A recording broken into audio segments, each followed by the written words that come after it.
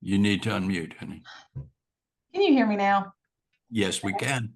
I clicked that unmute button 5 times. I swear I did. So my name's Nicole and I'm an alcoholic. I'm obviously not a tech savvy alcoholic with that. I come with a few disclaimers when I speak. And my number one disclaimer is how uncomfortable I am doing this on Zoom, as I just displayed to all of you. I really wish we could all be in this one big room. So when we're done, we could circle up and hold hands and say the Lord's Prayer together like I'm used to. Um, So if I look like I'm uncomfortable and a little bit awkward, some of that's because I'm just awkward in real life, but some of it's because I'm not used to doing this. And I also, when I speak, I really like to get a lot of energy from the people I'm looking at. And so right now I'm looking at a camera. So I'm not getting energy back from that at all. But I think this might be a good thing actually, because as I look at people when I'm talking to them, if I think my audience is entertained, then I'm like, "Ooh, this is going good. I should keep going." But if I think they're not entertained, then I try to speed it up and wrap it up. And so it automatically becomes about me and not the message. So this way it gets to be more about the message and not about me and whether you like me or not, because I don't think I could control that even if I wanted to. The problem is that I've spent 35 years trying to control whether or not people liked me, and it hasn't worked out well for me. So I'm on a journey to stop that. One more thing I want to point out as a little bit of housekeeping. I happen to not be at home. I'm at my office and it's after hours, so I didn't expect much going around, but I do hear people in the hallway. So I've got a bodyguard. If that door opens and I stop and I address that, I just wanted to have said something up front so that way we don't all freak out. Um, I'll be the only one who freaks out. I will. But and then one more thing before I just dive into any kind of a story. Sometimes I do a good job explaining this as I go, and sometimes I don't. And it's so important to me that I've said it well. So I'm going to just take time to address it up front. And I want to talk a little bit about my understanding of my higher power. And I want to do that because I hope that everyone here has been around long enough to understand the difference of people's higher powers. But I've been in meetings before where if we accidentally use the wrong word, I do know that it can offend people. So I don't want to ever come across that way because, like most of you, if not for my higher power, I wouldn't be here. I wouldn't have been anywhere in any situation whatsoever. And so I think that one of my favorite things about AA that AA has given me that church could not give me was the idea that it was my understanding. And my understanding of my higher power is very precious to me. But because it's so precious to me, your understanding of your higher power is also very precious to me. And so, on some level, I feel like as the speaker tonight, it's my responsibility to protect that. So, the way I'm going to do it is going to go like this. I'm going to be up front and tell you that, yes, my higher power is Jesus. But I'm aware that not everyone's higher power is Jesus. And so, whenever I do kind of slip that stuff in, don't get offended. I'm not trying to preach to you, and I'm not trying to convince you to see things my way. AA, the gifts that it's given me, that live and let live has meant so much to me. It means that I get to be who I am without apology, but that I extend that exact same courtesy to you. And sometimes that's easy for me to do when I'm sitting alone in a room and I'm looking at a camera. And sometimes it's not so easy to do if I'm an audience member and I'm listening to somebody. I'm thinking, who does this person think that she is, trying to tell me about their higher power? And so just if you hear something that I say tonight that in any way, even a little bit, steps on your toes, just push me off your toes because I'm not trying to be there. Okay. You put me on there and you don't have to keep me there if that makes any sense. So my sobriety date is January the 14th of 2023. So I've got about 2.5 years. And I'm going to tell you the story of how I got to AA, but I'm going to do that very, very, very briefly. I'm not going to spend a lot of time talking to you about how I got drunk. In fact, my drinking career was not very illustrious. I think all of you could probably drink me under a table. And I tend to try to bring to meetings what I would like to get out of meetings. And so I don't enjoy hearing, I love all of you. I think you're great people, but I don't want to hear about, where you were born and how many siblings you have and what it was like when you were in the third grade. Because for me, I can't take anything from that and live my day-to-day life with that story. So if I spend a lot of time talking about these ideas and these thought patterns and stuff that I'm trying to apply in daily life, that's just sort of what I tend to bring to the meeting. But I really want you to understand some of those things when I get there. So I'm going to tell you a story up front. And I'm going to tell you that this story is very, very special to me. And I've had an emotional day. So We're going to bear with me on that one, if you will. I've had a very emotional day, and this story is so very precious to me.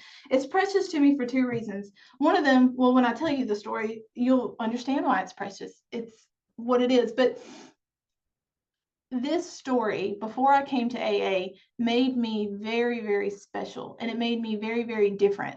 And Nicole's ego loves to be special and different, and she loves to be admired, and she loves for everyone around her to look at her and think, oh, wow, she's amazing. This story kind of made me amazing. It really, really did. I'm not going to shy away from that, but it made it to where my amazingness needed to overshadow everyone else's. And that's what AA has taught me, what this isn't about even a little bit.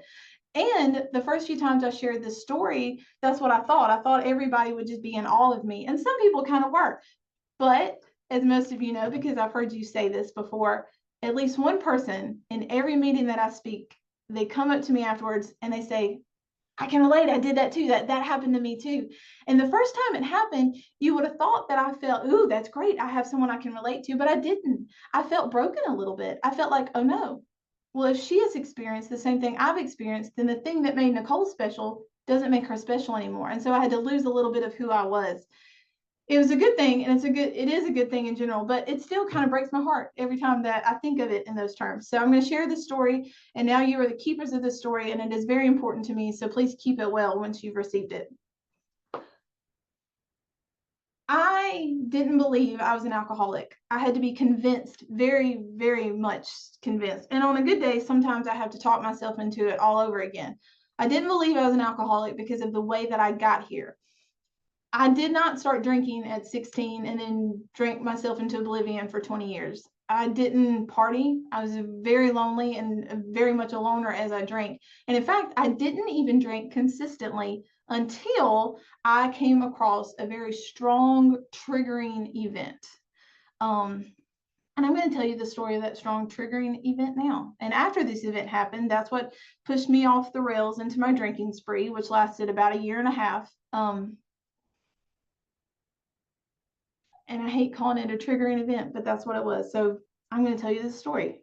My name is Nicole, and I'm an alcoholic. But before I've ever been an alcoholic, and before I'm much of anything else, I'm a mother. And I am the mother of 3 absolutely beautiful children. And if you ever got to see them, you would agree. You would think they're pretty too. I promise. I'm not just being a mom. And like all good moms raised in the South, that was my definition for who I was. Everything about my identity was attached to my motherhood. My 3 beautiful children, the oldest one is 8, the youngest is 3. I've got 2 boys and a girl, Holden, Judah, and Colette. And I hope you were lucky enough to have ever met Holden or Colette at some point. But Judah, you will not meet him on this side of death, if I want to be all ominous about it. And that's the story I'm going to tell you now. Judah is my second child, and he was born on February the 6th of 2019, and he was perfect. He was absolutely perfect. He was beautiful, and he loved me, and I loved him. If you ever needed a mom to have a perfect baby and a bond that was all right here where you needed it, that's what he was for me. He's my second child. My first son and I don't know, he liked his dad better, and I can't quite understand that to this day. But he and I kind of just didn't hit it off. And I remember when that first kid was born thinking, oh no, I wasn't cut out for this, but I'm stuck with this thing. I can't very well return him. We struggled. He was a baby and we struggled. He didn't like me that much. But when his brother came along, his brother loved me. It's like we were made for each other. That's literally what it felt like. I will never forget the way I felt when that baby was put on my lap for the first time. I won't forget it. And for the first 6 months of his life, 9 months of his life, he looked perfect, acted perfect, and was a very happy baby. At 9 months old, we went to his 9-month checkup, and he wasn't crawling or sitting up on his own. And if you know anything about babies and how they're supposed to be growing, that's not normal. They should be doing a lot of that stuff on their own by then. And so we started going to physical therapy, and he learned how to crawl.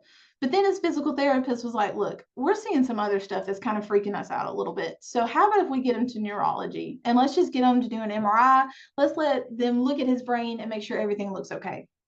And so we did that. And at first she was like, yeah, everything's fine. And I'm really glad that he's doing better in therapy. So we're just going to keep that going. She said, but if anything changes, I want you to bring him back and let me look at him and see what's going on. And over the next 6 months, things did change. He stopped crawling, and he stopped doing anything in therapy at any point except for crying. And so my happy baby that used to walk into a room on my hip smiling and laughing at everybody all of a sudden was very reserved and very quiet, or he was yelling in your face, which wasn't much fun. And he got to where he couldn't sit up very well anymore. He kind of like slumped over. And so we took him back to the neurologist, and we walked in her office, and I sat down and I had him in my lap, and she looked at him and she looked at me, and she did a double take, and she said, "This isn't the kid that you brought me at first." And I was like, "Yeah, I didn't exactly exchange him since I last saw you. This is the same one." And she was like, "We're going to get him to genetics. We're going to get him tested immediately. Whatever it is that has caused this drastic of a personality change, we need to know what it is now." So she referred him to genetics. And I've already told you that he didn't survive, so I don't have much of a punchline, but I will tell you that for 2 years, my entire life was just about taking care of that child, because he didn't just die from a very rare neurodegenerative disease. He died very slowly, losing one skill, one little bit at a time. He stopped sleeping. He eventually stopped eating. And by the end of it, he just, it's like his brain, he forgot how to breathe. And it was slow, and everything about who I was before he came into my life changed. So when I tell you that his story makes me special, it doesn't just make me special because I'm the mother of a dead kid. It makes me special because of how, when I was given him to take care of, I rose to the occasion. And I had never done that before. Not really, not like with him. Before he landed in my lap, I didn't know anything about medical stuff, even a little bit. I have a master's degree. I'm really proud of it, but it's in reading literacy. So if your kid doesn't know how to read, I'm your gal. But if your kid doesn't know how to crawl, I don't know what to do about that. But that's my kid. That was my job, was to help him learn how to crawl. I don't know how to do those things. So if your kid doesn't know how to eat anymore, even though he was eating fine a week ago, it's your job, non-medically trained mother, to figure that out. And then the kid stopped sleeping. And so now you've got me, who is terrified because I don't know anything about this world that I've been thrown into. And I'm looking at my son thinking, oh my God, I have to take care of him, but knowing that I don't know how to do it. And now we're not sleeping on top of all of that. And then it got really scary. It got really scary because we were going to these doctors who had these huge degrees. And I thought I was going to them to ask them, how do I take care of my child? You know what I mean? But that's not what happened. They looked at me and they were like, "What do we need to do for you?" And I was like, "I don't know. I don't know. I don't know. Save his life. You could start there. We could start by you not letting him die. We could start there. That would be a really good start. But if you can't do that for me, at least tell me what to do. Don't come and ask me what you should be doing. Isn't this what you got a degree in? I'm just a mom." Just a mom. That's funny. That's actually really funny. Just a mom, because you're never just a mom. He was everything to me. It wasn't just about being a mother. I told you my definition for who I was a mother. That's not true. My definition was being his mother.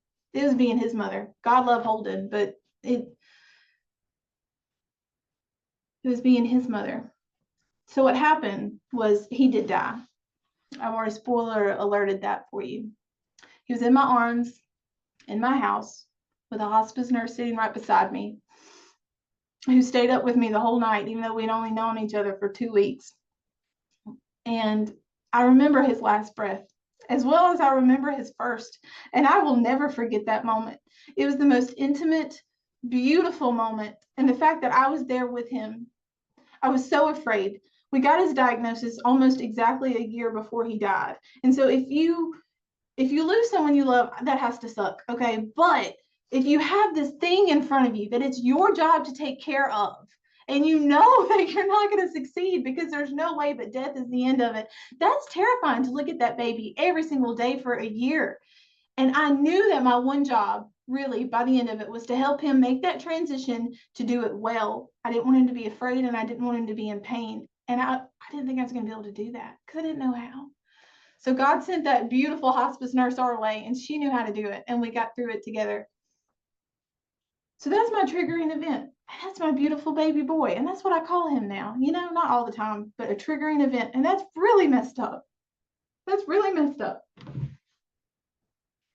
Because when he died, he didn't just die. you know, all of me. I would say a piece of me died because that sounds good. That sounds like what you would see, like, I don't know, in a Hallmark movie, like, oh, someone died, so a piece of me died too. No, every bit of me died. It was gone. And so I thought that I really would die. I remember thinking that. I thought, okay, when his heart stops, my heart stops too. And we got this figured out, but it didn't. I was still here and I didn't know what to do with that. So I did what any good alcoholic would do. I knew what the solution was to my problem already. And so I turned to drinking more heavily than I had ever done in my entire life. So when I came into treatment and I came into AA and they were like, oh, you've got a problem with drinking, I was like, no, I don't have a problem with drinking. My problem is I have a dead kid. Drinking is my solution. And I was surrounded by these people who wanted to take away the only solution that I had. And I was terrified. I was terrified of that. And I didn't believe it. I thought I was walking into AA, which was a room full of drunks, of bad people. You know what I'm saying? I grew up, I didn't have an alcoholic in my family, so they're bad people. If you choose to drink and you choose to do drugs and you choose to abandon your family for that kind of lifestyle, well, then you just must be horrible, and that's very sinful, and you should go to hell. That's my good little Christian Tupelo, Mississippi for you right there. You see, whatever landed other people in AA, in my head, I was that judgmental, not tolerant at all. You're bad people. I have a right to drink. You know what I'm saying? And it doesn't help whenever at least half of society is looking at me kind of saying the same thing. My mother, all of us, I believe, I could be wrong. I hate when I make generalizations and I'm wrong, but if this doesn't apply to you, just I'm wrong then.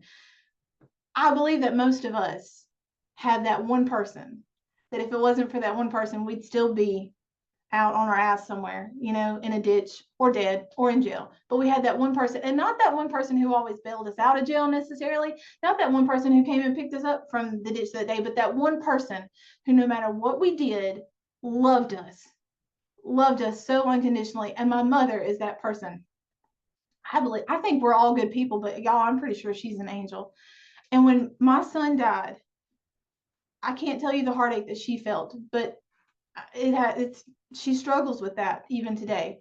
But the fact that I was drinking as a coping mechanism for that, she kind of gave me that ticket out, like at the beginning, she's like, I'm just glad you're still here.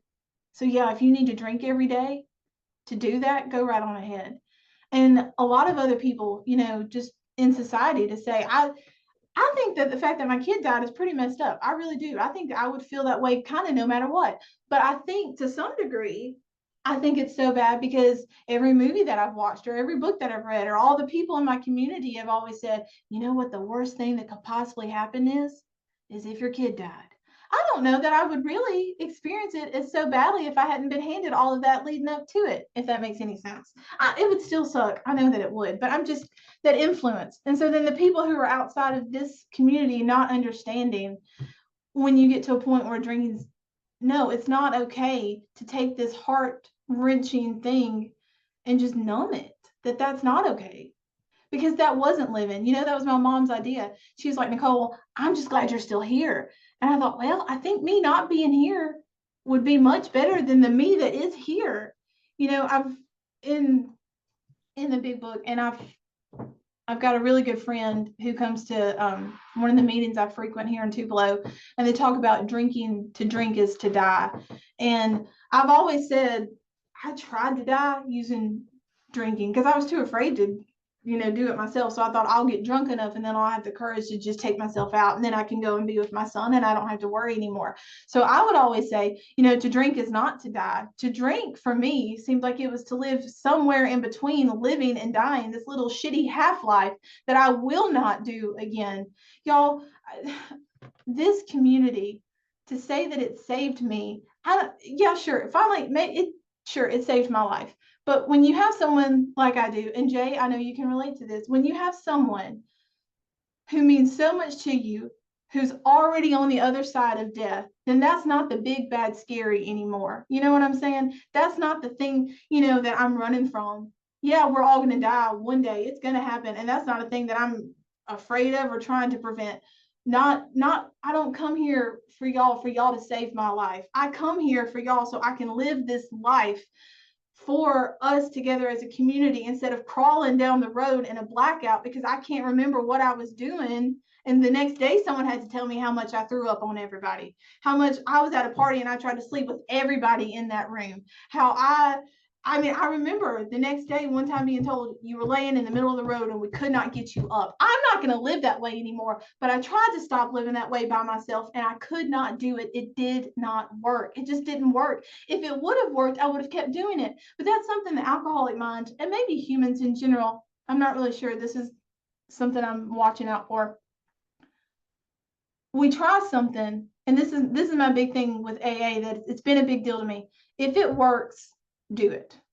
If it doesn't work, stop doing it. That sounds like child's play. Duh, everyone knows that. But I've heard people in the rooms, for the most part, we do have a lot of stuff in common as far as the way that we get to sobriety and the way we stay here. We go to a lot of meetings, we call our sponsors, we've worked the steps, and we stay around sober people. But some of us get up at 5 o'clock in the morning and they read the daily reflection right then. And some of us hit snooze about 30 times and we make it to the daily reflection before we go to bed that night. So there are different things that we do differently based on our personalities, all of which is fine. But I have heard people kind of getting called up on, oh, I have to do it this way because so-and-so did it this way. And so it has to be done this way or it's not going to work. And my thing with AA that has taught me is if you're holding on to something and you're trying to make it work, and for the love of God, it's just not working, let it go. If it's not working anymore, there's something else you can try. You know what I mean? And that's alcohol, to be perfectly honest, worked. It really did. It really did work at first. And I wouldn't say that it didn't have its place in my journey, because if it didn't, I wouldn't be here with you tonight. And I kind of like you guys, so I'm glad I'm here. And I didn't have that thought to be able to say, look, alcohol did work. That's great, but it's not working anymore, so stop. You see what I'm saying? Even wanting to have done that by myself, I could have never arrived at that place. And so I think I have about 20 more minutes to keep talking. I told y'all my big, bad, scary story. I want to share some things with you that I've learned since coming to AA. Now, I want to do this, and I tend to try to do this in a general sense, because there was somewhere, y'all remember, where Bill W. said, and I can't remember where he wrote it, but he said, basically, this AA thing is like a spiritual kindergarten for us. This is like a starting point. And I remember the first time I heard that, and I thought, whew, if this is kindergarten, oh my, what else is out there? I also remember thinking, no, this feels like the big leagues, because like most people, especially in Tupelo, this has been my experience. Most of us grew up with some kind of an attempt at spirituality. And it usually didn't come out spiritual at all. It came out as religion, which is usually not very tolerant of other ideas or people or lifestyles. And I don't think that's the intent, but I think a lot of times that's what it is. So when I got to AA, having spent an entire life in a church, and I mean like very devoted in a church, when I got to AA, it does feel like the big leagues. It feels so much more open, and I feel closer to my higher power than I ever have in my entire life, but I've spent my entire life trying to get to it. So I say that to say that idea of trying to transition, I guess, from just talking about drinking and just talking about some of that kindergarten stuff that AA has given us, and try to see if we can move towards first grade a little bit. And the best way that I can do that is whenever I listen to others or I share myself tangible things that I've learned in AA that are working for me on a day-to-day basis. All right. And most of those are honestly, they're not simple at all. Most of them have to do with changing my thought pattern. I also want to tell you this. Most of the stuff I'm about to say to you now, if you would have told me prior to me coming to AA, I would have said that it all kind of sounded crazy. I think at one point I was listening to somebody share some really advanced spiritual stuff, and I thought, that sounds like some hippie bullshit. Why aren't we listening to that? But so if you'll bear with me, and if you think I've said hippie bullshit, just don't get your feelings hurt. These are just ideas. The favorite thing that I've learned from AA, honestly, is that open-mindedness. I remember the guy who ran my recovery telling me I needed to be open-minded, and I thought that I was very open-minded, but I wasn't. I'll tell you, this is what Nicole used to do. Nicole, you may not know this about her. I'll go ahead and tell you. She happens to be the smartest person she knows. And so she thinks that when she hears something or she reads something, and she reads a lot, is her favorite thing to do. That's why she thinks she's smart. I think she could cut that out and she might be a little better off. I don't know. But anytime I would hear something, and especially if it was kind of spiritual or religious, I thought it was my job to go ahead and put it in one of two columns. I've got it either it's true or it's false. It's fantasy or it's fiction. It's real or it's not real. And I don't have to think about it, right? So if you say something to me and I immediately put it in the false column, it goes there and I get to ignore it and I get to pretend it's not there because it makes me uncomfortable because you've just said something. And if I disagree with you, then I should call you out on that. But I don't want to do that because I hate confrontation. So I'm just going to hear it. I'm going to put it in the false column. I don't have to think about it and I don't have to feel uncomfortable.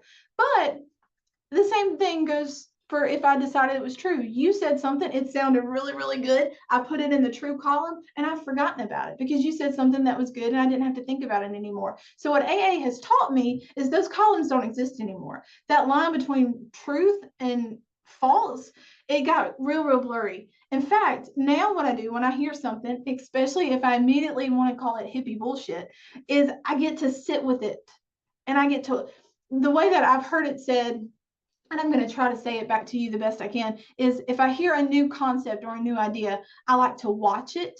And what that means is I've heard the idea and I go about my daily life and I take the idea and I apply it to my daily life and I say, does this work or does it not work? And after a couple of days, if it seems to apply and fit, then we'll hold on to it. But if it seems to not apply and not fit, then I'd be like, okay, we're going to put that away and it may pop up later to where it can fit. So most of what AA has taught me that has sounded like stuff I would have put in the false column mainly has a lot to do with just the way that I think. And I didn't realize how much that would affect me and how much that would change me. But one of my favorite things too is whenever I'm taught kind of a new way to think, is that it's always like a practice or it's like an experiment. You know what I'm saying? Like what I just talked about, watching it with life. But the cool thing about whenever I'm practicing something new that AA has given me, one of the new toolkits, is that if it's all in my head, then outside of my sponsor and a few people in the program that I've reached out to, it's not like everybody is watching for me to mess up. So for instance, if I were to go on a diet and we went out to eat together and you saw that I was eating a salad and you'd be like, Nicole, you always eat burgers. Why are you eating a salad? And I would be like, well, I'm on a diet. And you would know it because it was right there in your face. And then you would take me out to lunch again in a week and you would see that I was eating a burger again. And you would be like, no, well, that diet didn't work for you, did it? And everyone sees it. It's an obvious thing because the first thing that changed was a behavior that was witnessable. The thing about AA is that it's given me stuff that I can practice in my head that really no one outside knows that I'm even doing it yet. You see what I'm saying? So going back to one of the prayers that we've been given, that has really been a life changer, is talking about resentments of other people, right? So there's a resentment prayer, and I don't have it memorized. Some of you might, I could find it if I needed to, but basically the resentment prayer goes something like this. God, please relieve me from my resentment of whoever, and please be with this person today, and please give this person everything that I want for myself, and please let them have a wonderful day. And you say that prayer. And I don't talk to the person that I'm resenting. I don't go up to them and be like, what's up? I'm praying for you. You know, it's all in my head. They don't even know it. But after I've done it for X amount of time, and with some people I can do it for a couple of days and I feel real good. Some people I've had to do that prayer for months and we're still struggling. But what happens is I didn't have to go to them and talk to them about it or apologize or even confront them at all. I just had to change the way that I thought about them. And then when I changed the way that I thought about them and the way that I prayed about them, because I'm not praying, God, please just get this motherfucker out of my life because I'm tired of him. I'm praying good, healthy things for these people. It doesn't have to change the other person. I don't know if it does or not, but y'all, it changes me. It changes me so drastically. But a good thing about it, like I said, is I don't have somebody hanging over my shoulder saying, notice you were eating a burger again today. No, they didn't notice. So that means that if today I woke up and I said the resentment prayer for someone I have a resentment towards, and tomorrow I wake up and I'm not feeling as good and I do the old prayer where I'm asking God to get that person. No one knows it. It's just between me and God, and a sponsor that I'm very close to and that I reach out to and who knows everything. And so some of these thought patterns, it's like there's nothing to lose by trying it. You know what I'm saying? So the idea of being able to really take action within myself. And I've heard other people in meetings say before too, because my number one thing is the changing of the thinking. I've read enough books, I've heard enough people to where honestly, I think that the changing of the thinking is where it starts. For me, it really is. And I've shared that in meetings before. And I've heard people say, well, Nicole, I hear you say that. But for me, sometimes it's about action first. You know what I'm saying? Sometimes I'm not thinking well, but if I do the action, then it kind of works backwards. So I'm aware that that goes back to what I said earlier, where we've got our different personality things there. But for me, it really is getting those thoughts under control. I read a book one time. This is I think what I'm about to say to you sounds very crazy. Okay. But it's changed how I've thought, and it's helped me a lot. And I didn't make it up. I got it from a book. So I'm giving credit to someone else, and you can't judge me if you think it sounds crazy too. But just the idea that literally our thoughts create the world around us. And so the book, it was about Jesus, but I've already did my disclaimer on that, so you're not going to be mad at me when I tell you. It was one of the it's in one of the teachings that Jesus did, and he was talking about blessed are the children of God, for they will inherit the earth. It's something like that. Okay. I know some of you know that better, but that idea that inheriting the earth doesn't mean that we're literally going to rule the earth so much as when you've inherited the earth, that you actually have more control of what's around you. And don't get mad that I just said control. I know we don't have control over anything, but if you can control your perception of what is going on around you, then that's you inheriting your earth that you're walking through. And so you're not having to walk through the perception of all these other people. So at any given time, I've got what's right in front of me, right? I'm in this room. It's a very small room, and it's my office at work. And I've got I have 2 computer screens. That's how fancy I am at work. And I can look and I can just see what's right in front of me. But often I'm only seeing what's right in front of me through a filter. And that filter, it's something I've created. And some of it was probably created for me through experiences like Judah, and not just like Judah, just like, frankly, my life wasn't a picnic before Judah. I'm not going to lie. It's kind of not really been much of a picnic, but that what I can do is when I come into each situation, especially if I'm interacting with you or with anybody that I love or even people I hate, that I can look at the situation and say, okay, what is actually there? Try to take that Nicole filter off for a minute and see what's really there. And a lot of the times, if I can take that Nicole filter off, then that is so much part of me inheriting the earth. That idea of being where your feet are, because a lot of times I'm not where my feet are. And not just as in I'm sitting here and so I'm talking, right? So my mind isn't wondering. It can't do that much. It cannot talk to you and wander off somewhere else. It is not that talented, but you're listening to me.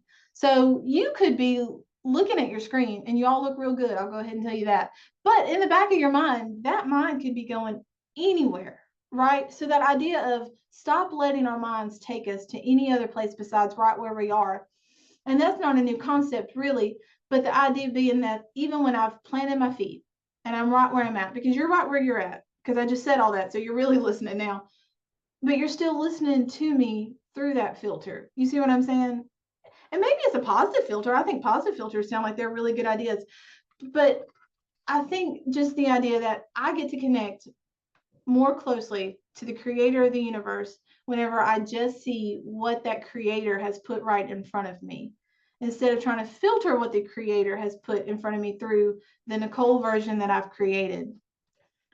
And I think that has been one of the biggest things that AA has taught me in talking about the ego. And I've been in a couple of meetings where we've talked about an ego. And from what I've learned from all those meetings is that I think we all have a different definition of it.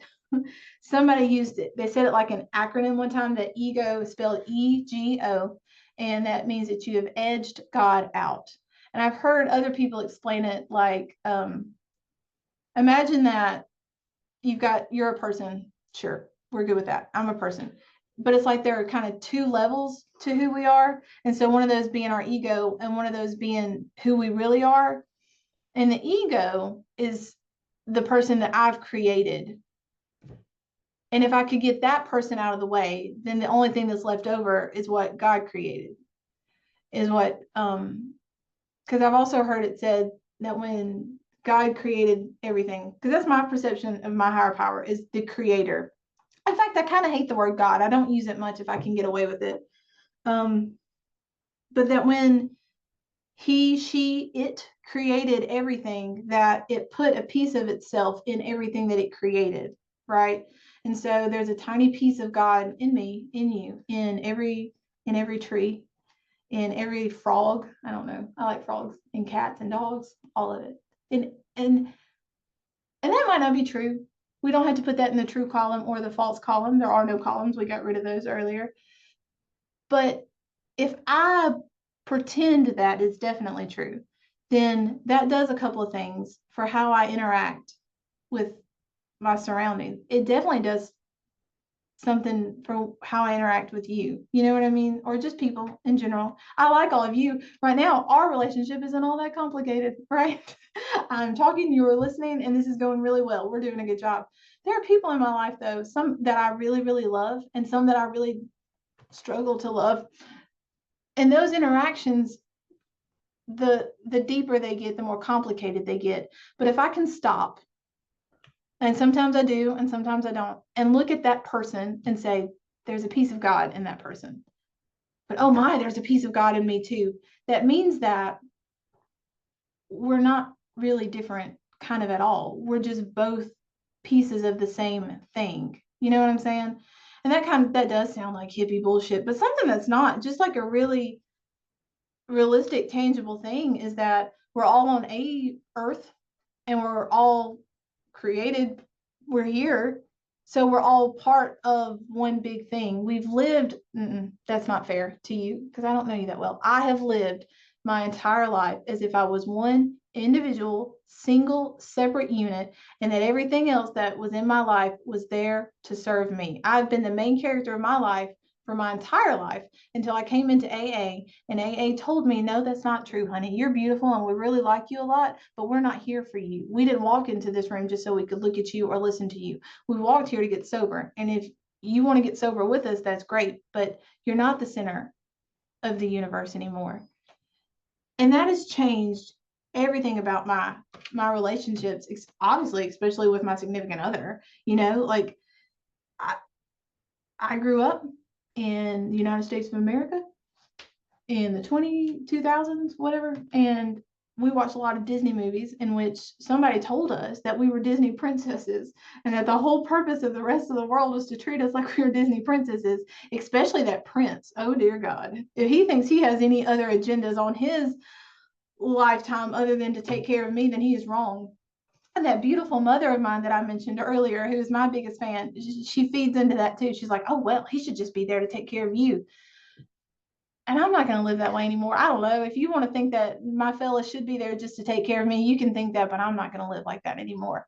I say that with this beautiful confidence, like, ha, we got this. But this is actually a new thing for me. I'm 2.5 years sober, and I would like to sit back and tell you life is good and I don't struggle with anything. But honestly, my life right now, completely honest with you, is a very big emotional up and down roller coaster. And I'm looking at it sometimes thinking, why is it like this? I thought that when I got sober that everything would be great now, but I'm really struggling with some things that I don't think I should be struggling with. You know what? Sometimes I look at life and I say, you know what? I'm Judah's mom. I shouldn't have to go through this. Or I'm sober and everyone else who's sober, we're happy. Are we not happy? Why are we still struggling with this stuff?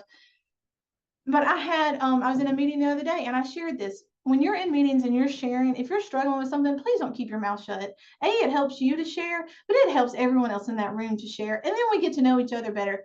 But a friend in that meeting, whenever I was sharing about some emotional roller coasters, this is what he said. And he said his sponsor had told him this. He goes, you don't know what you can go through sober until you've gone through it sober. And that's what I'm going through right now. And in the past versions of Nicole would have gotten to these really icky situations, and A, she would have demanded that everyone rewrite their whole script just to make her happy. And then B, when they didn't, because they don't rewrite their scripts to make you happy, Nicole, she would go and she would have gotten drunk over it. And she would have been really confused about all of that. And so this idea, this awareness that I'm not one individual unit by myself. Because another thing about being an individual unit by myself is that I see you and everything else around me as separate individual units by themselves, right? That means that they're my enemy to some extent. You know what I mean? I one time used this analogy. I made this analogy up. I want you to know. I've said I got a lot of stuff from books. I made this one up myself. And if you heard it from somewhere else, well, I didn't hear it from there. I promise I came up with this on my own. But I think about AA, and then in my head, I've expanded it to humanity, and then I've expanded it to all of creation. But if you think about it, like if we're a cell in your body, so imagine if all the cells in your body are working together, because that's what most of them are doing if everything's going all right. Okay. They're working together. Imagine if one of those cells in your body stood up one day and was like, I want to be special. And I want all the cells around me to look at me and think that I'm special. And so it did that. And it didn't really disrupt much because it was just one cell that stopped working for the greater good.